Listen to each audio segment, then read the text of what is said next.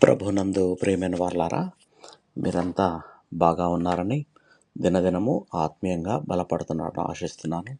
ఈరోజు దేవుడు మనకు గుర్తు చేస్తున్న ఒక దీవెన 46వ సంకీర్తన మొదటి వచనము. దేవుడు మనకు ఆశ్రయమును దుర్గమునై ఉన్నాడు.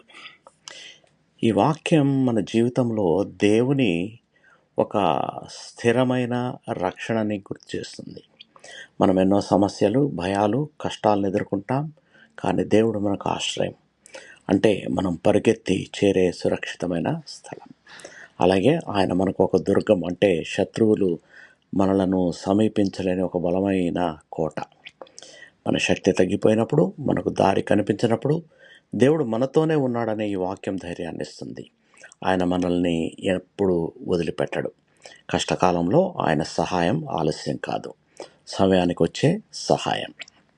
ప్రార్థన చేసుకుందాం.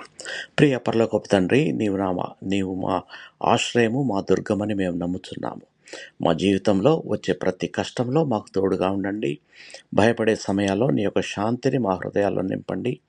మేము నిన్ను ఆశ్రయించి నిలబడేలా విశ్వాసాన్ని బలపరచండి. యేసుక్రీస్తు కృపగల నామంలో ప్రార్థించి వేడుకుంటున్నాము తండ్రి. ఆమేన్. దేవుడు మిమ్మల్ని బహుగా దీవించి భద్రపరచునుగాక.